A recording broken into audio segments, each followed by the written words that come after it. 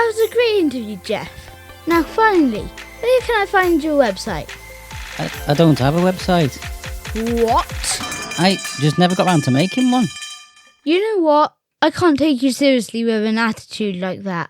I am extremely disappointed in you. To not have a website is irresponsible, lazy, you lack ambition. I mean, where's the vision? Don't be like Jeff. Be responsible. Get out there and shine with a beautiful website by Web Orchard, where they will take care of all of your website needs. Go to theweborchard.com right now and get a beautiful website you deserve. You know what? Get out. Hey guys, and welcome to the Shrewsbury Biscuit podcast. I'm Alex Whiteley, and we've got a cracking guest for you today, guys. We're speaking to Rosy Gee, who is an up-and-coming author. I say up-and-coming. She sounds amazing. Like, she's so passionate about what she does. Like, you know, when someone's like really like happy that they're doing something that they love. That's what you're going to get from Rosy today. I want to say a huge thank you to Lauren Ilbury from Roma Reads Publishing. It's really nice to speak to publishers that have authors ready for us to come on the show. If any of you know, if you don't know, I used to have a bit of a connection with TV Guestbot in the US with my other podcast, You Suck. And Jackie Jordan, who ran that, was amazing like person to know, because there's all these amazing authors that came through her publishers, all ready to go on the radio and go on podcasts and go on TV and talk about their thing. So it was just a natural thing that we could give these amazing authors a space to come and talk. So speaking to Rosy and speaking to any author is kind of like in my ballpark, really. That's exactly what I love to do, because I feel like every creative is different. They do it for a different reason. Their processes are different and the way they think about things is different. Like, so getting up inside a creator's head and taking a good old walk around is exactly what I love to do. So you're going to get a really good interview out of this one. Listen, guys, there's so much going on with the biscuit at the moment. Like, just today, I'm calling this a Biscuit Super Sunday, because I'm recording with Rosy, and then as soon as I've stopped recording, I'm gonna hop in the shower, and then I'm gonna go to the Shropshire Wellbeing Festival, which has been held in Shrewsbury Town Football Club. Well, we could be talking about well-being. What does well-being mean to you, and what does well-being mean to everybody that's there? Because I'm pretty sure I'm going to get loads of different answers. So that is the goal for then, and that will be out next week. And now, when it comes to different events that we're going to be covering, next week is busy. So on the 5th, we've got Oktoberfest, Shrewsbury Oktoberfest. If you haven't got your tickets for that, make sure you get your tickets. I'm going to be there walking around, getting interviews. It's a great event. It really, it's just like it's Oktoberfest. What could go wrong? Honestly, everybody, and I say that like genuinely. Like, I know like alcohol and lots of alcohol and even more alcohol can usually lead to problems, but I've always had a good time there. It's a really, really fun time. So Oktoberfest, I'll be there with a microphone asking you some questions, and then the next day I'm going to be setting up a table at Shrewsbury Comic Con. Again, at Shrewsbury Town Football Club.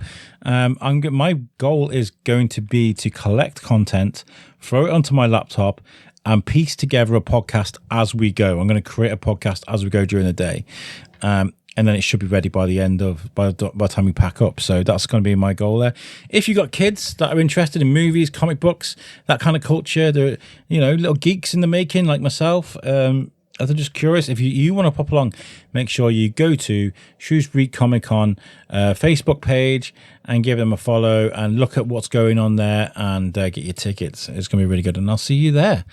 Right, guys, I'm going to leave you with this great episode. Make sure you catch me at the end. I'll do a little bit of an outro. But ladies and gentlemen, this is Rosy Gee.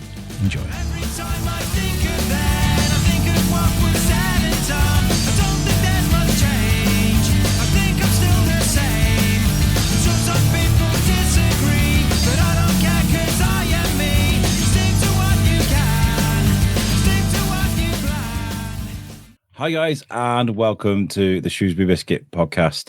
Steaming ahead with season Charlie, and a lot with most things. I had the whole season planned out, Just to explain, Rosie, I do 10 episodes a season, and usually what I do is I'll sit down and write like a guest list of a wish list of people I want to come on my show, and then sometimes we have to make changes. And one of the most amazing changes that landed on my doorstep or in my email box was an email from Lauren Ilbury from Roma Reads Publishing, and I was so smitten by it because the Shrewsbury Biscuit is all about local collaboration and working with local companies and businesses and people that do amazing things. And Lauren was like, "Hi, I'm here, and we're doing this amazing thing, and I've got this amazing offer for you to speak to." And I was like, "Absolutely, let's get this on." So today I'm introducing an author who's part of Roma Reads Publishing, which Lauren has told me about, Rosy Gee. How are you? You good? I'm very well, thank you. Thank you for coming on the show. Really, really appreciate it. I love nothing better than to take a walk around inside the mind of a creative person. So I think it's really interesting to me. It's something I've been doing for quite a while. But first of all, we need to find out a bit about you, Rosie. So where do you hail from originally, Rosie? I'm originally from Sussex, but I've lived I live on the Herefordshire-Shropshire border. And I've been here for about 8 years now, and it's a beautiful part of the world. Really is. I always call it the Shire because it's just something about Hereford, Shropshire border, even the Welsh border. These lands. There's something about the lands, but it's a bit of a slow pace. If you've been to the city or if you've been to live a busy lifestyle, sometimes it's good to step away and sort of calm down a little bit and relax. It certainly is. It certainly is. I live in a very small village, and it's lovely to go away to the bright lights and the city, but it's always good to come home. Yeah, one of my favorite places in the world is Liverpool. I'm quite a well-traveled guy, been around, but Liverpool, I don't know what it is. It always drives, but I could only be there for a few days. I couldn't live there.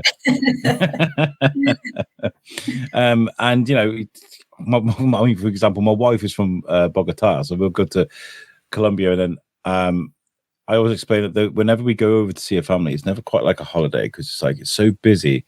Because you're rushing from place to place, and in the city you're in cabs, you go in this, there, the other. It's and then you come back, and then you almost need another holiday. It's crazy. That's right. That's true. So aside from being an author, what is it you do for a living? Then, what was it you? I'm a legal secretary. I work for a well-known, popular local firm of solicitors, and I work 4 days a week. So It's a busy life. I have to fit the writing in around my busy working job. It's always a really important thing to talk about is balance when it comes to being a creative. I've spoken to many musicians, authors, and artists, and even myself. When it comes to doing what you want to do and what you have to do. I mean, paying the bills is really important, and finding a job that you enjoy is also really important. But There's always that little thing inside your brain that's kind of like, I would like to be this as well. Do you know what I mean? I would love to be a full-time novelist. However, I'm a realist, and as you say, you've got to pay the bills. And I like the balance at the moment of 4 days of working in an office, and then the 3 days of writing, and hopefully, I try to relax. I try to play golf a couple of times at the weekend because writing is a very intense pastime, and when you're in the creative groove, you just get lost, and so you need to get out from behind the desk, and because I sit down at my desk all day in the week, and then I sit down when I write. So it's important that I get out and have some exercise and get back to nature sometimes. So have you got to power write then? Have you got to get in the focus and be get in there and then get out? Generally, it's just I can't explain it, but I just feel that I have to write, and so I'll get up early of a morning. And I'll come in, and it's very important to me to have a dedicated writing space. So I turned one of my spare bedrooms into an office. I've got a desk and a filing cabinet, and it's my happy space. So the minute I come into this room, I close the door, fire up the laptop, and I'm just editing my second novel at the moment. And I just feel that I'm so comfortable in this room and in this space that I get straight into the zone, get into the characters' heads, and I can just while away several hours without realizing it. It's really easy to get lost, and my problem is what I tend to do is I go Oh, it's not really good. Is if we like book like four guests in one day on the podcast, or something silly like that, and I'd be like, "Oh, let's do this amazing thing where we do really really busy one day, and then 2 days later, I'd be like, "Oh my god, what have I done?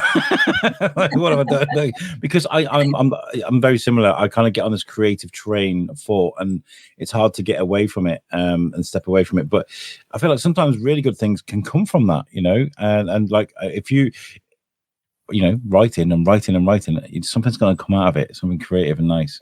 It is. And you're talking about immersing yourself in it and setting yourself these deadlines. My husband and I went to Mauritius in February on holiday, and I was in the middle of some developmental editing that my editor had sent through.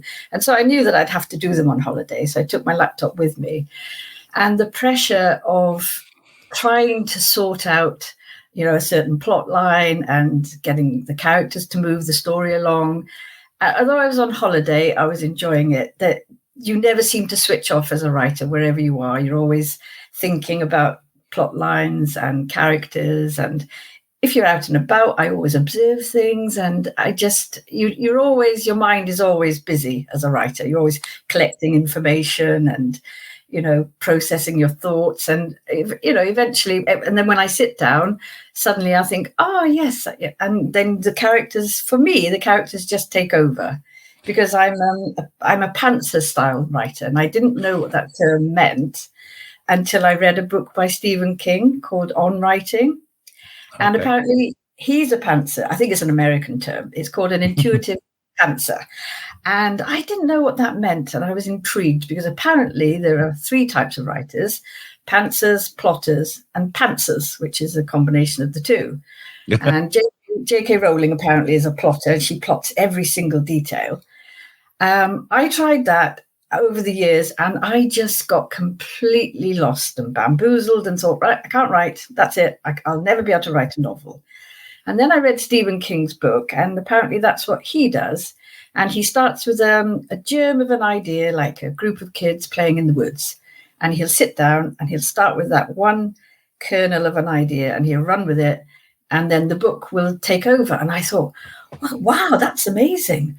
And I thought, well, I don't know, is that possible? So I sat down and I had an idea, and I just I have a blog called Rosy's Ramblings. It's a Substack. And I wrote 2 chapters a week. I did it live, which was very frightening. So every Wednesday and every Saturday, I would write a chapter. And I didn't know what was going to happen. I didn't know where the story was going. It just evolved as I wrote it. Obviously, after that, then I had to, I've very fortunately found Roma Reads Publishing. And then there was lots of editing to do, lots of tidying up and sorting out the plot line. But basically, I just sit down and write, and the characters take over in my head, and sometimes I don't even know what they're going to do until they've done it, and they surprise me, which sounds odd because I'm writing, but they do take over. I honestly love that, because like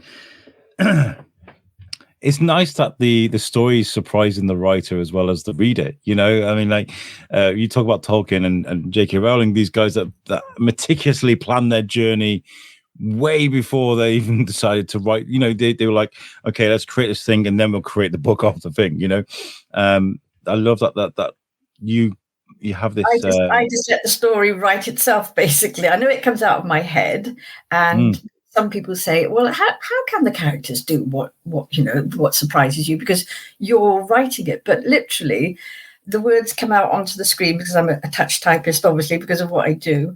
And I just sit there and the words flow. And obviously there's some thought that goes into it. But if a character, for example, the mysterious disappearance of Marsha Boden, this cozy crime novel, I changed the ending 3 times because I thought the first ending was too predictable. The second one was kind of like, and I like to, without giving anything away, no spoilers or anything, I like to have a different ending and something that surprises. And I have been told that the ending is very clever. So that's what I set out to achieve. I didn't plan it that way. But the characters took over. It was organic. And one of the characters I thought, wow, that has got to happen. And it worked. It really worked. But I didn't know that when I set out to start writing it. What takes precedence? Is it what you want the character to do, or what would this character do? Do you know what I mean? It's basically once you get inside the head of the character, they take over, and you say, "Whoa, she's not really a nice person." So when she does something that's not nice, it's in character, it's in keeping, if you like. Conversely, if you've got a really nice person and a kind person, they wouldn't necessarily do something nasty. But once you've got inside this character and you know what they're capable of, and they're doing these, you have to drop in a lot of red herrings along the way, not drop them in, but you have to give a context to the story. You have to let the reader think that somebody's involved and maybe they're not. And so there are lots of twists and turns in it. But basically, this particular character evolved way beyond what I ever thought that she would. And I was quite pleased with her in the end. When it comes to like writing characters and their arc, and kind of like how they fit into certain aspects of the book, I'm always intrigued. One of my favorite series of books was the Sharp series by Bernard Cornwell. I absolutely love those books. And there's a scene in Sharp's Waterloo that, like, I imagine Bernard Cornwell sitting there going, I wonder what's the most sharp thing he could do. And like there's all the lieutenants and the fine brasserie, they're sitting around having a nice meal in their nice suits and stuff. And Sharp walks in absolutely covered in blood and gore, where he's been fighting French armies and waged through this amazing party. And he's like, the French are coming. And I'm thinking, like, I can just imagine how much you get to play with that premise of like. Exactly. Yeah. It's always good to surprise the reader, I think, because I like to read books that surprise me. And there's nothing worse than reading a book that's you know what's going to happen, or you think you know what's going to happen. A bit like if you watch a film and you sit there for 2 hours and you think, oh, well, that was obvious. So I like to really take the reader on a journey. And it's had some wonderful reviews, and lots of people have said that there are lots of twists and turns, and you don't quite know what's going to happen. And that is what I wanted to do. And I set out to do that, but not by plotting it all down on a piece of paper, because I don't think it would have worked for me. It would have been too complicated, because you've got all the characters, you've got the setting, you've got the storyline. So for me, it just has to organically grow as I'm writing the story, if you like. And that's what happened. And I was looking at your back catalogue of things that you've written before. So short stories is something you worked on before, right? Is that correct? Yes, short stories and poetry. I'm a big fan of short stories. Okay, one of my favorite TV series of all time is Rick and Morty. I absolutely love that show. It's an animated show where the writing, I feel like the writing is.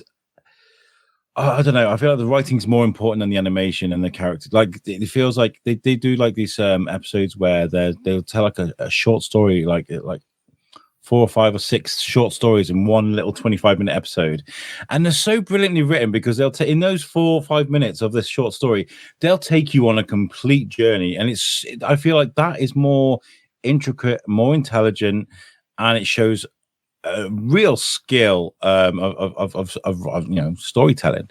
That is the thing with reading and with books. It is escapism, isn't it? Why do we all read books? Yeah, we read books, non-fiction books, but I love fiction because you can escape somewhere. You can go to a Caribbean island. You can be immersed in New York, in worlds that you would never really be a part of.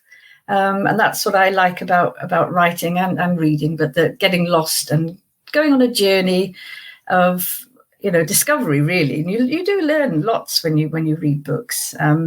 I recently read The List of Suspicious Things by Jenny Godfrey. That's her debut novel, and that is set in Yorkshire, in the time of when the Yorkshire Ripper was on the loose, and it wasn't really about him, but it was about the background story at the time when she was growing up in that area. And it was brilliantly written, very, very clever, and very insightful. And I went on a journey, as we all do when we read a book. And when I finished it, it was a satisfying ending, and it was a good ending, and you felt from the minute you picked up the book to the minute you put it down, that you'd been on this incredible journey, which is what writing, I think, is all about, taking the reader on a journey that they hopefully enjoy. Yeah, and the ending is like a really hard thing. I mean, like we talk about, I don't have to say that. Spoilers, ladies and gentlemen, but Game of Thrones, for example. I'm not going to spoil the ending. All I'll say is that to read the books is a different thing, but we talk about the TV series for an example. We'll just take a step to this side for a sec.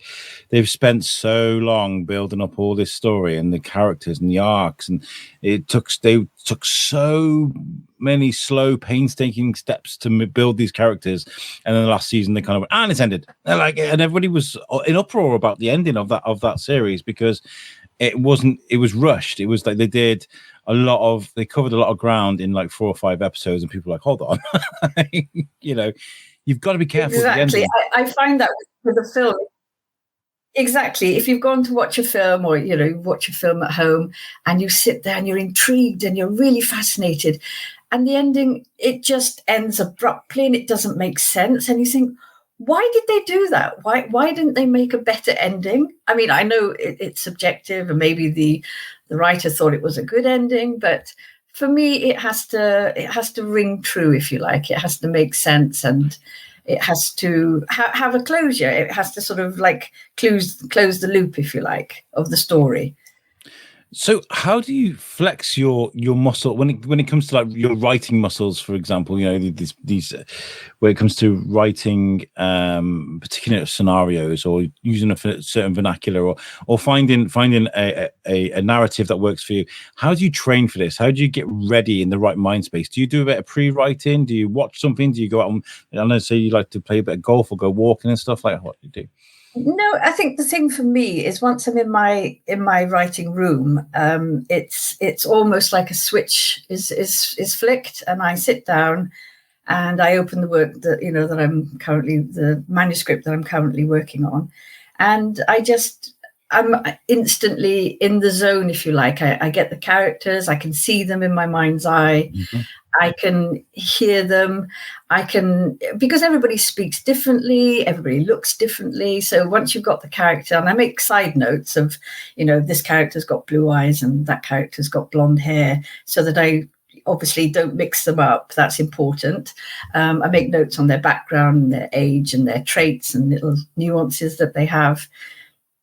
But when I'm actually writing, as I said earlier, the characters drive the story along, because I think to myself, I don't sit here and think, oh, what would I do? I'm just typing and the character is doing it, and they just go off at a tangent, and I think, oh, that was good.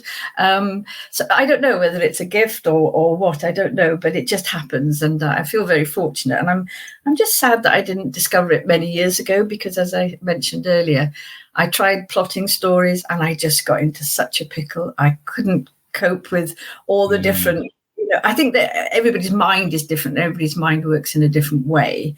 I did take a creative writing course many years ago, and I have always been interested in writing. I wrote my first book when I was aged 7, when my baby sister was born. I still have it to this day. I wrote another book when I was 12, and I won a competition in school with that. So I've always naturally been drawn to writing, and I always wanted to write a novel. Didn't know how I could do it, because I'd tried and I'd failed, and I thought, well, I know what, I'll get an editor. I'll pay somebody to, critique my work. Fortunately, it was during COVID. I entered the Cheshire Novel Prize, and I came across, before I submitted my entry, I came across a lady, her name escapes me now, but she was very, very helpful. And she didn't charge me anything, but she gave me a critique and said, you've got some fantastic dialogue, great characters, you've got a good writing voice. It needs tidying up and it needs a lot of work done to it, but you've got the basics there. And that gave me the hope and confidence, if you like, to submit my application to the Cheshire Novel Prize. And they came back with a wonderful critique. They said, that it wasn't all positive. It was, your dialogue is perhaps a little weak in some parts, but your description of certain things is excellent. And we're right there in that village with the characters. So, I didn't win the prize, but I got a wonderful critique. And on the back of that, I was submitting my work to agents and publishers. And on the 14th submission, then Roma Reads came back and said they'd love to publish it. And that was about a year and a half ago, I think. Wow. So we've gone through the process of editing, developmental editing, structural editing. I've learned so much about the publishing world and how a book is created. Because I always had this romantic idea that famous authors. I mean, I love Peter James, and his books are fantastic. And I just think of him sitting there at his laptop or at his desk writing away. And I think, it must be so lovely to just sit there and write. But no, that's the easy bit. Then you've got to do the editing and then the line by line proofreading. And there are a lot of steps and a lot of processes involved in creating a novel. And then, of course, once it's written and once it's published, as mine was published on Monday, you have to start marketing it and promoting it and letting people know that it's there. Otherwise, what's the point of writing a book if nobody's going to read it? Yeah. It's a long process. I mean, I've spoken to a lot of, I've been so lucky. I used to have a podcast network called You Suck, which is US, UK, You Suck. It was a silly word. But we had a great partnership with TV Guestbert in America, and they'd send along authors that would come and sit on our podcast, and they would talk about their books, and we'd learn about so many amazing, wacky and wonderful sciences, and it was amazing. And one of the best times of my life speaking to all those amazing authors. But when you meet a publisher that can take hold of an artist or an author and carefully take their work and release it into the world in such a nice, vibrant way, I think you got to offer a lot of appreciation towards that. Because like you said, it's not an easy process, is it? It's not an easy process. And it's a very, very crowded marketplace out there. Having said that, people will always want to read books. So, I mean, you know yourself, you go into a bookstore and there are thousands of books there, and there's new releases and there's books by famous people. So as a debut author, it is incredibly hard to get noticed or to be noticed. So one can only hope that the story carries itself and people will enjoy reading it and spread the word about how they enjoyed it. And that's all I could wish for, really. That's that I've written something that people enjoy. They do say don't judge a book by its cover, but I think that's one of the most foolish things you can hear, because you've got to judge a book by its cover. Everybody's drawn to a book. So I've got a picture of your book here, The Mysterious Disappearance of Marsha Boden. Now, how did you, and of course, this is an audio-only podcast. I brought this up on the screen, but I'll put a picture of this on the artwork for the podcast. So please take a look at it. And also, I'll share a link of the book as well on the social media. Thank you. How do you come across a cover like this? How do you think, this is the one that's going to sell the book for me? Or how much work do you put into the artwork, the graphics for this? Well, fortunately, the publisher took all that on board. And so she just sent me, that was a second proof she sent me. The first one was very different and I wasn't keen on it. And I'm very fortunate that the publisher has allowed me some input into the design, because I have read that some authors just get given a proof and that's it. But I went back to her and I said, I don't think this works because of this, this, and this. And then a few months later, she said, exciting news. We have another design for you. What do you think? And I said, that is much better. However, and then I think the dog needs a collar, and I think there should be some wisteria around the cottages, make it more villagey. And she took all my comments on board, which was great. And I think the finished article is lovely. And all the advanced reader copies, all the people that had it beforehand to give a review, and all my friends that have bought it since it's gone on sale have all said that they love the cover. And I like the colours as well. I think the colours work. I like the sunset in the background. It's really nice. Yes, it's lovely. And it conjures up a quiet village, but maybe with something dark going on in the background, which is it just gives off some Midsummer Murders vibe. It does. Yeah, that's great, because that's exactly what it is. Because I didn't know what a cozy crime was, and I kind of fell into the genre because when I submitted my submission to the Cheshire Novel Prize, I put down that it was a thriller, I think, because I wasn't familiar with all the different genres of writing. I mean, I knew that it wasn't a romantic novel, but I thought maybe it was a murder mystery.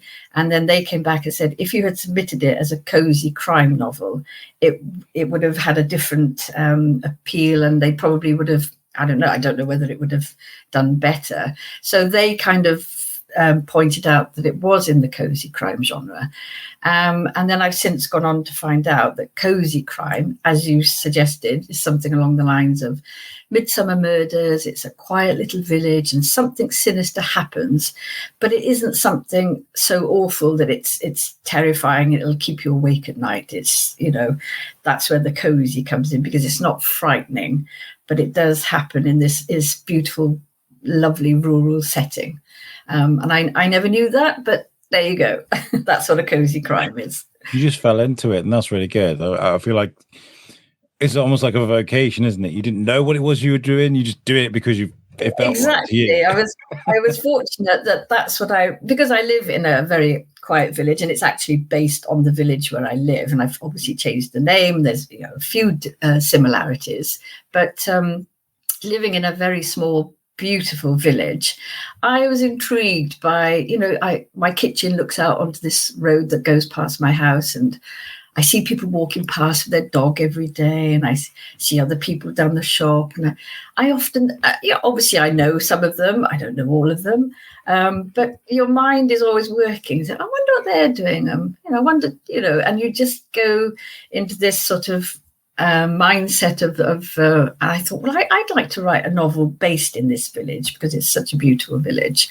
And as I say, I sat down on my blog, on my Substack, and I forced myself to write a novel because I told my readers that I would write a chapter twice a week. And so once I'd promised them that, and I have paying subscribers as well, I couldn't let them down. So every Wednesday and every Saturday, I would release this chapter that I'd written. I think it was about 1,000 words or something. But I was just, it forced me to write it. And 6 months later, I had 75,000 words, and I had the basis, if you like, of a novel. I had the bare bones of the novel. And that's when I started to peddle it around the publishers. And once Lauren Ilbury got her hands on it and did a wonderful job of editing, over a period of time, it was neatened up, if you like, tightened up. Her knowledge as an editor and mine as a writer, between the two of us combined, we hopefully came up with a really nice, easy to read, interesting book. What's the editing process like? Because this is a little nugget, you guys. If you've been listening to Shrewsbury Biscuit for all of the over 500 episodes, you'll be like, oh, he's rolling his eyes. I kind of started writing a book years ago. Okay, so I wrote the synopsis. I wrote the synopsis and the timeline. I researched towns in America, vernacular. I spoke to a friend of mine who is big shout out to Andy McElfresh. She was the director for the Jay Leno show for years, and he's just a very clever guy when it comes to writing and to literature. And I said to him, like, can I do this? Can I do that? And he was taking this, that, and this, that. And I wrote my first chapter, right? And for me, it was mental torture. It was just, I was so stuck inside my own head when it came to like, I wrote so much about how the glimmer of the fire danced menacingly across the man's face as he stares into the hot coals, and trying to think of all these things that you could menacingly describe the scene. And that sounds really good. I read that. That sounds really good. Afterwards, I wrote that chapter, and I was kind of like, I couldn't do this. I've got this amazing story. This story is just fantastic, and I feel like if I ever get down to writing it, I don't know, in my own mind, I think people would enjoy it. But like, I just couldn't do that to myself again. I think it's in stages, though. Sorry to interrupt there. I think it's a process, because you said you wrote the first chapter, and that description you just gave briefly there sounded really good. But it doesn't. You can't expect to just write the first draft and there it is, fantastic. No, yeah. There's a lot of tidying up, and there's a lot of wasted words, and then the sentences can be long and clunky. And one of the best features that I've learned to use is the read aloud feature on Word. And I put my earphones on if I'm sitting downstairs in the lounge with my husband, or if I'm in my office, I just put the read aloud on. And this, quite a robotic voice reads it out. But it's amazing how clunky sentences can sound if they are read out loud. And so I shorten them, I tighten them up, and I think, oh, that's a wasted word. And then you'll find, like you'll say, the flames danced menacingly across his face. You think, maybe I should say the flames danced, and you think of a different word and it just clicks. Yeah. So it's not. I always like to liken writing a novel, even though I've only written written two so far. It's like a blank canvas, and like I would imagine an artist sketches out the main focus of what they're going to draw, and then they colour in different parts, and then they do some more, touching up, colouring in, shading. And then eventually, after a long, long time, they end up with a beautiful picture of whatever they had in their mind, whether it be a landscape or whatever. And I find I feel that with a novel, you can start with the premise of an idea, like a small, quiet village, and something sinister happens. And as I'm writing it, the story unfolds. And it gets down, it gets on my screen. I don't print it off. I work all from on the screen. And then eventually you go through it. You have as you say, you have the structural editing process, and then you have the developmental editing. Then you have the line-by-line copy editing. And all the time, your editor, you're working closely with them, and they are guiding you. And that is very, very helpful. And as a first-time novelist, I found that part absolutely fascinating, because Lauren sent me a sort of a huge PDF document with these little comments, and she said, this needs tightening up, or that doesn't make sense, or why is teacher that? Marking your work. Exactly. Why did that character do that? That doesn't make sense. And you feel like you had your hand smacked. Oh, yep, no, yeah, she's quite right. She was quite right. And then she wanted to kill off one of my characters because the character wasn't. I'll say the name. I love this character, Miss Moorcroft. She's an elderly spinster, and she loves cats, and the kids call her Whiskers because she's got a growth of white hair on her chin. But I liked her. I don't know where she came from. I don't know anybody like that. But she's just a character, some of the things that she does. And Lauren said, no, we have to get rid of Miss Moorcroft because she's not integral to the plot. And so unless you make her more integral to the plot, she's more of a tertiary character. And so I thought, right, Miss Moorcroft isn't going anywhere. She's going to be. So I changed some of the storylines, and I made her more integral to the plot. And that was quite difficult, because if you can imagine 375 pages, and you've got this character who appears at different places at different times. So you have to go through the whole book all the time. That is quite stressful. And you are also on a deadline, because I have a contract. And I think it's 30 days turnaround between edits. I have an author friend. She's written 7 books. She's a romantic novelist. And she calls it the structural headaches, because every author hates them. They're really hard work and they're difficult to do. But as with anything, I presume that the more we do it and the longer that we write, I'm sure some of the more established authors do it a lot easier. But because it was the first time for me, I found it really tough going and hard work. But it was worth it in the end, because obviously it comes out as a better book. And that's where, the expertise, like you were saying, like this symbiotic relationship that you've got with Lauren is really important, because she's got this knowledge of editing. So she knows what she's talking about, but I would find that very difficult. You talk about your favorite characters or your favorite plot devices and things like this that might be really important to you, and they're like, "Wow, this character here, I want him to be hit by a truck because he's awful." Like, you know what I mean? Like that would just be, for me, that would be very painful. But I get it. It's shifting cultivation, isn't it? You got to burn off this bit of this forest before you can grow something new. Yeah. And again, my author friend, she's been wonderful helping me in the process because she's 5-6 books ahead.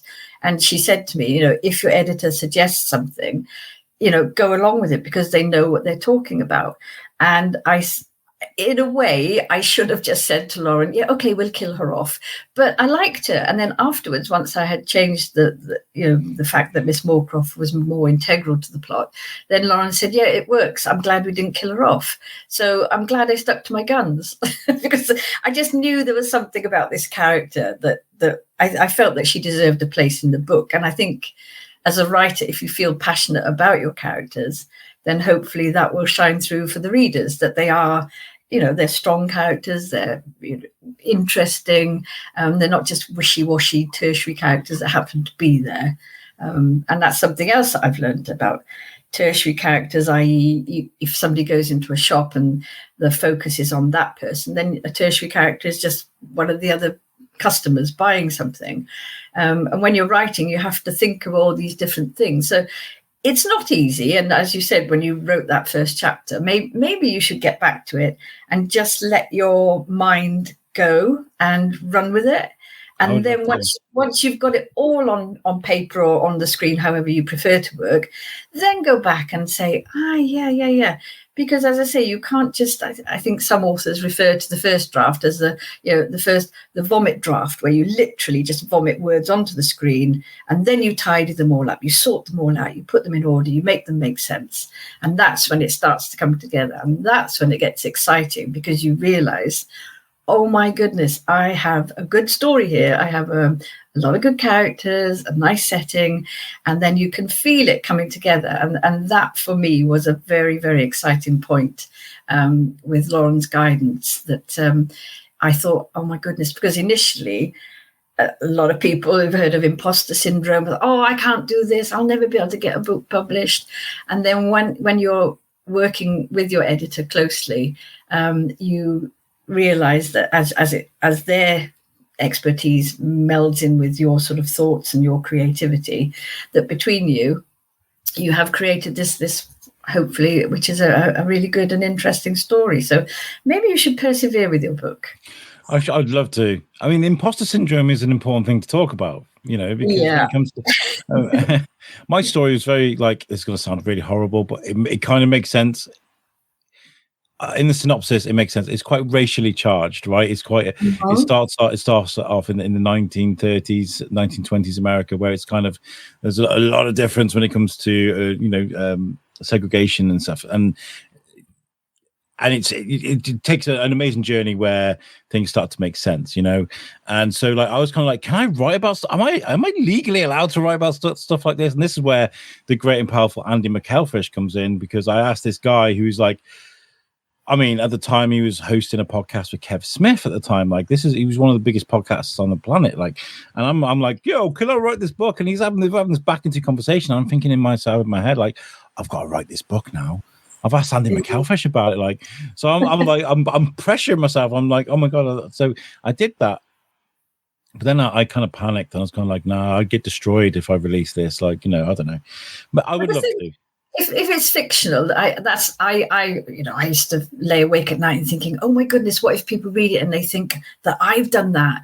It's not you. It's not you. It's not my life story. People can think what they like. And a lot of my friends have asked me, am I in the book? And no, nobody that I know is in the book. All the characters are out of my head. But because it's fiction, you do have kind of a license, obviously within reason, to write what you like, what you want to write down. And sometimes I think I had a sentence in the book, part of the storyline, this character goes off to Dubai, and it's all integral to the plot. And I'd written something, and Lauren said that absolutely has to come out. And it wasn't racially charged or anything, but it just wasn't appropriate. So the editor will pick up on that, and of course, it's sometimes you just have to put things in that are realistic. And if it's a character speaking, then so be it. That's the character. If a character swears a lot, then I don't swear a lot, but that's the character. So it comes through. As a fiction writer, I feel a lot more comfortable writing about things because it is just that. It's not fiction. I haven't written a factual piece about a village where this lady goes missing. It's a story, and it's entertaining. Hopefully, that's why I wrote it. And that's where, like we were talking earlier about plot versus character, and sort of, you know, what would this character do, what he wouldn't do. And I feel like if you, like you said, if you got a potty mouth and then like, there's a certain scenario comes up and like, well, no, this character wouldn't behave as, like, we'll go back to Sharp. Like, I'm gonna put a little swear in here, guys, but like Sharp would always come up with "you bastard" or something like that. That's a Sharp thing to do. Like, you wouldn't leave that out. You know, it's really important. Part of the characterization, isn't it? Yes. Yeah. It was a fascinating journey to go on, and having had Lauren's guidance and help with the first book, with the second one, I'm much more focused. Apparently, I had a terrible habit of head hopping, which I didn't quite know what that meant. But apparently, if you're telling a storyline from one character's point of view, they call it the POV, then you can't have another character's point of view in the same chapter. And I'm thinking, really? Gosh, I'd never realized that. But again, it focuses you to, really focuses you to make sure that character is in the center of the scene, and you're not deviating by bringing in a tertiary character or somebody who's not so important. So you do. I learned an awful lot, and the second novel came out a lot easier. But of course, it probably still needs a lot of work on it. But it is like this head hopping. You're speaking with one character's voice, then this character hops in, so that's confusing for the reader. And I hadn't realized that. So when you pick up a book and you read it, I had always thought, wow, that must be great to just sit down and write a book. But obviously, as we've said, it's not that straightforward. There are a lot of steps involved. Yeah. And a lot of help from different people, from the cover designers to the editors to the printers there's a whole team of people involved in producing a book. So it's been an interesting journey. Different narratives can make people read. I always remember Jack Reacher, for example. The first Jack Reacher book was present tense, third person. So he's kind of like, I am doing this and I am doing that. And I was kind of, oh, this is quite cool. I kind of like that. It's kind of nice that you're inside their head. And then the next book is like, he did this and he did that. And I was kind of like, hold on, which one is it? Like, and I think it kind of I don't write in the first person tense, write in the third person. And I just find that it comes more naturally to me. And I can hop about a lot more and a lot easier. Whereas if it was all from one perspective, I don't know, maybe it's something you learn how to do. I don't know. And as we've said earlier, the more you do something, the easier it becomes, or the more adept at it you become, hopefully. So I think maybe, I don't know, I'd like to go on and write a psychological thriller, something a little bit more, not dark and sinister, but something a bit more scary. But the cozy mysteries are fine for the time being, because I do like the feel of the Midsummer Murders, and because of where I live, it's just the perfect setting. You can just imagine something like this happening. A lady goes missing, husband doesn't report her missing for 2 days. She's popular, but she makes some unpopular decisions, if you like. There's a new housing development in the village, and she makes her presence known with a local villain when she discovers something unsettling. The day she disappears is the day that she'd planned to leave her husband for another man. And the mystery of her disappearance all unravels when her friends make a shocking discovery. And that's the kind of world that I created in my head, because I live in this beautiful village. And things do happen. People do go missing. Sometimes they're found, sometimes they're not. And I'm not going to give anything away, because you're going to have to buy The Mysterious Disappearance of Marsha Boden to see whether she disappeared and what happened to her. And what I'll do is, I always tend to do this, is the read up for this podcast, wherever you listen to it, on iTunes, Spotify, or if you listen to it on the website, there'll be a link at the bottom of the readout. Click the link; it'll take you to the Amazon page, so you can buy your own copy. Perfect. What I'll do is I'll use the link from Roma Reads, so that you can buy it from there. That way, you get to look at Roma Reads and you get to buy a copy of the book too. I think that's probably better. It's available at Waterstones and Foyles online and WH Smith. Yeah. Get into town. If anybody does buy the book, thank you very much. And if you would be kind enough to leave a review, that always helps with sales. And as a debut author, that's going to be really important. Are there any sort of local authors or any writing groups that you're part of that caught your eye? Any sort of people you've spoken to that kind of inspire you, or is there anything? I go to the Ludlow Writers Group in Ludlow.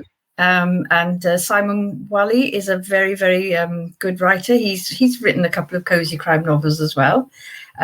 He writes about walks in the area, and he's quite a prolific writer, and he's very, very encouraging. And he comes out with stories about his rejections and things that have happened to him, because every writer has a story about how they got where they are. And also I met Liz Hyder recently. She's also an author from Ludlow, and went to a meeting in a place called Gather in Ludlow. That's a very, very helpful meeting with the West Midlands Writers Group.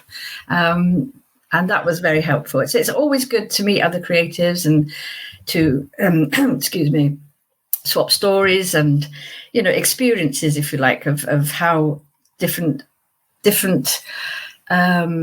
experiences have affected you as a writer. Some people have a lot of rejections, but that's part of that goes with the territory. If it's very, very rare for people not to be rejected. I can't remember how many times J.K. Rowling's first manuscript was rejected, but a lot of times.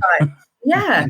I mean, and then the publishers who did reject it must have been kicking themselves when they realized what they had rejected. So, it is a tough world out there. But obviously, I don't know what she pitched at the wrong time or whatever. I don't know. But it goes to prove that if it's a good story, it will get out there eventually. Did you say the book was released on Monday? It was, yes, 23rd of September. And how's it been? I mean, it's early days yet, but well, this is my second interview. I did an interview with Shropshire Blue magazine. We're hoping to do a book tour and some book signings. As I say, it's set in and around the Ludlow area, so hopefully there will be places. I think I'll go to W.H. Smith in Ludlow and see if they can put some copies on the shelves so people can go in and buy it, because I don't know about you, when you go online, if you see a book and you like the sound of it, you'll buy it. But it's always nice to hold it in your hands and flick through, read the back page, see what it says about it. And that's how I choose. And as you say, it's not true. The cover really does draw you into a book. It's I feel like it depends on the individual, but I feel like sometimes when a book calls to you in a shop, it's quite cathartic. It's kind of like, you have that kind of connection.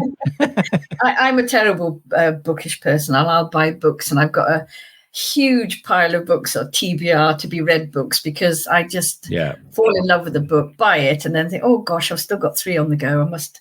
But as a writer, I love reading books because you learn such a lot from the way other writers write as well. My ex-colleague, because I just moved jobs, my ex-colleague as a leaving gift bought me the book Sapiens. We were talking about history, and he was like, oh, you read the book Sapiens, it'll tell you about, it'll change the way you think about human development and stuff. And I was like, okay. And that was like 3 months ago. I struck, because I love reading. I love to get inside of a book, but I'm either recording, editing, I'm either out and about or working or with the family. I'm going to there's never enough time anymore to sit and read a book, which is crazy. Generally, before I go to bed at night, I read a book, either listen to an audiobook or I'll read a book, because I just find that relaxes me to go to sleep. But there's always time. You can always find time to read a book, even if it's a chapter or 2. Yeah, it's really nice. Well, this is fantastic. Honestly, I've loved speaking to you, Rosie, because I feel like there's more to come from you. There's like an energy about you. You can't wait to get it out, and I love that because I feel like in my mind. So like we talk about imposter syndrome and my difficulties of writing a chapter of a book. Like I feel like once I'd released a book, I'd be like quite tentative and kind of like, what did they say? I am nervous. I am nervous about the reviews, and another author friend has told me, don't read the reviews. Don't go there. But I am interested if people will enjoy it. But if somebody writes a bad review, then I guess I'll just have to grow a thick skin, and maybe it wasn't their bag. A bit like art. Art is very subjective. Some people like certain paintings and other people hate them. Some people might love the book and some people might not like it. But generally, if you like cozy crime and a murder mystery, then I'm sure you will enjoy it. I think some noises. I was just going to say, could I read out one of the reviews that I've had? 'Cause I had some Please do. Yeah, go on. So it says, The Mysterious Disappearance of Marsha Boden by Rosy Gee is a captivating mystery novel set in a small village in the beautiful English countryside. Gee has captured the essence of rural life, bringing excitement and intrigue to the close-knit community. From the outset, readers are enticed to make predictions about the characters and their roles in the plot. However, the twists and turns keep you guessing until the very end. The villagers struggle against a new housing development, and the enigmatic man in charge adds another layer of tension. Each page brings new surprises, making it a truly engaging read. The only disappointment is reaching the end and wanting more. I can't wait for the next novel. Highly recommended for fans of mystery and rural settings. I was thrilled when I read that. Wonderful. Oh, that's good. Well, yeah, I can imagine like the relief. Again, from an empathic kind of view, like I'm kind of like, oh my god, oh, it's not bad. Okay, that release. Like...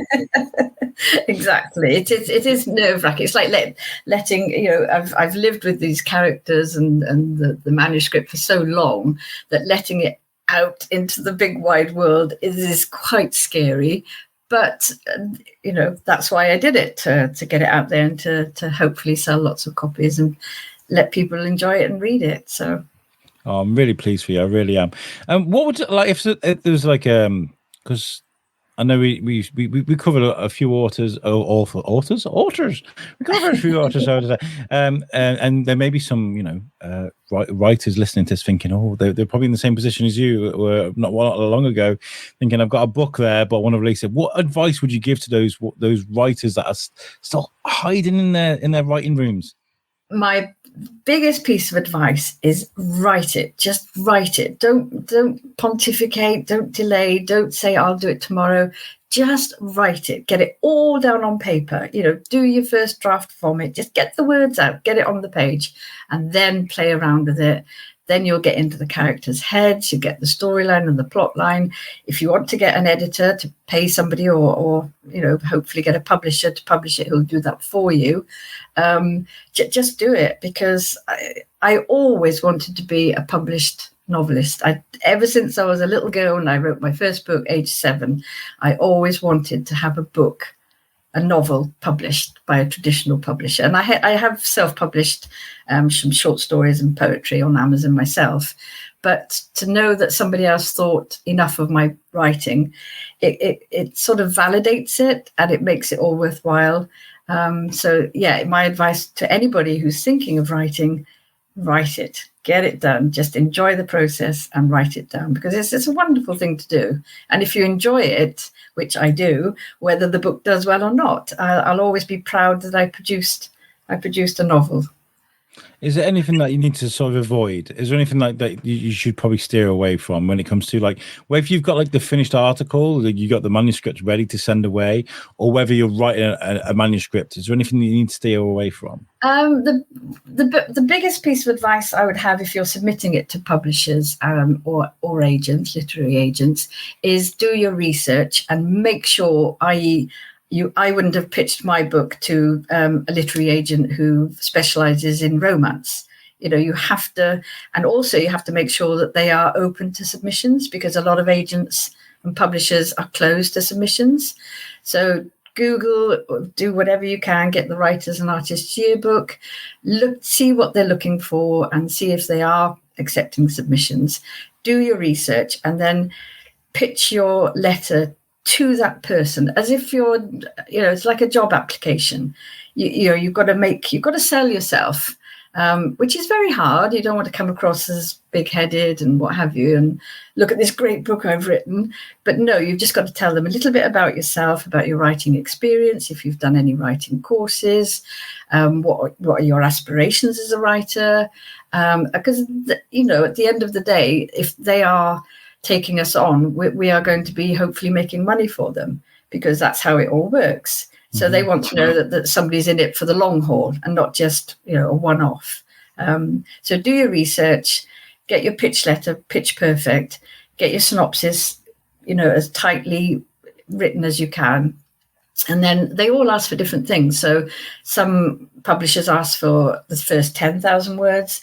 Some of them ask for the first 3 chapters. So again, read carefully what they want and then send your submission in. And they know then that you've done your research and you're not just, sending out various pitches to different people and it's all generic. They want to know that you've done your homework and that you're serious about it. Amazing. And what would you say about Lauren and Roma Reads? Obviously, it's things kind of new for Roma Reads. They're a new publishing house, and I think we both learned a lot along the way. But what I have to say about Lauren is she's been incredibly supportive. She's been an amazing editor, and she's always been there for me. She's always, if I ping her an email or a WhatsApp or a message, whatever, she comes straight back and we sort things out and we work together. So we do work closely together. So it's important that you do get on with that person, because at the end of the day, you spend a lot of time chatting, not physically chatting, but on email and ideas, running ideas past each other. With the book cover, I was really pleased that she listened to me, because she's publishing it, she's bearing the costs of the publication, etc. So she could easily have said, no, I don't think that would work. But she listened to what I said, and that was important. And I think that's really nice that she did listen. Then she let me have my input into it, and it made me feel that we're part of a team, rather than she's just telling me what to do or I'm telling her what to do. Like, she didn't like that character, and so between us, we reached we reached a good ending together. It was really good. I like that. I love that there's a good symbiotic relationship between you. It's like, again, symbiotic is probably the perfect word for it, because Lauren's like facilitating your need to be a writer and you're giving her a book to publish. So I mean, it's like, we're a good team. Yeah. Yes, very good. So what I want you guys, the listeners, to do now is give Roma Reads, Roma Reads Publishing a Google. Go on Facebook, wherever it is. Oh my God, my phone's just popped up like, hello, what did you want? A follow. I'm also, Rosy Gee, ROSYGEE. I'm also on Instagram and Twitter, or X. And I have a website too, rosygee.com. So anything you want to know about the books there, Roma Reads or myself, then there's lots of places you can go. Wonderful, really good. Honestly, a follow, just give that in itself is so important, because it means that whenever Roma Reads or Rosy shares anything, it means that it gets more share, it gets more exposure. Yeah, which is really important for a debut novelist. So absolutely. Well, Rosy, you've been amazing to speak to. We've done an hour already. Can you believe that? I can't believe it. Time has flown. Well, I wish you the best of luck. With the book and with the second one as well. Thank you. Guys, The Mysterious Disappearance of Marsha Boden. Go and get it. Go and buy it, read it, write a review, and tell your friends about it too. But Rosy, stick around backstage. But I'm going to end this now, guys. And you listeners, stick behind too, because I'm going to do an outro and say goodbye to you guys properly too. But Rosy, thank you so much for joining me on the show. Thank you. Thank you. Thank you to Lauren as well for setting this up. And any more, let's do it. This has been great. Cool. So there we go. How amazing was that? I said to you at the beginning of this, you're going to get a confident, excited and passionate author. And that's exactly what you've just got. Fantastic to speak to you, Rosy. And I wish you the best with this release and with the next one too. And you guys, make sure you check out The Mysterious Disappearance of Marsha Boden. It sounds like a great book. I haven't read it myself yet. Obviously, we put this together this week, so I look forward to getting my copy and having a good read. This is just amazing. This is really exciting. Just this interview with Roma Reads Publishing, putting this together and speaking to Rosy, because I feel like with the Shrewsbury Biscuit, just being in the background, I'm not like forcing the issue. We're just kind of working with so many great people in Shrewsbury. I mean, we're working with, obviously, Web Orchard are our sponsors. I'm doing my journey with Hitsona, which is going amazing, by the way. Trying to fit it into work at the moment is really difficult, but I think that's part of the journey, isn't it? That's what we're looking at. Working with Loopfest in a big way. You can't really say much, but we'll be working with Loopfest in a massive way in 2025. Roma Reads, obviously. Greenhouse, we did the car series. Whether we bring that back or not, it's up for discussion, but it's really nice working with those guys. They're really cool. Shropshire Mental Health Support, we've always worked with them. Lincoln Davis. I mean, the Shrewsbury Prison, Shropshire Festivals, like, honestly, it's an absolute pleasure to work with so many great Shrewsbury and Shropshire institutions. I think you guys are amazing, and it makes my job so much easier because you guys bring in interesting things and people to me. So thank you so much for all that. Next episode, we're going to be doing, we're going to Shropshire Wellbeing Festival. We're going to be speaking a lot about wellbeing. I think when it comes to wellbeing and when we talk about health in general, the spectrum is so broad. There's so much to think about when it comes to health, you know, whether it's mental health, physical health, financial health, whether it's to do with drugs, sexual health, whether it's to do with counselling, and, you know, whether it's to do with massage therapy, all these kind of things that are just so important to talk about. So that's what we're going to be doing next time. So I appreciate the organisers from Shropshire Wellbeing for inviting us along. We're going to get some great interviews there. So make sure you catch that one next week, guys. I'm going to leave you. Thank you for tuning in. If this is your first time listening to the podcast, can I please guide you towards our Facebook, Instagram and TikTok pages? Give us a follow. And also check out the website, which is the website is the shrewsburybiscuitpodcast.co.uk, and that's lovingly made for us by our sponsors, Web Orchard, and you can listen to all the audio straight off the website there. And at the moment we've got seasons Alpha and Bravo put into segments, tabs at the top there, so they're easy to find. How cool's that? Right, I'll leave you guys and I'll catch you guys next time. Thanks for listening. Peace out.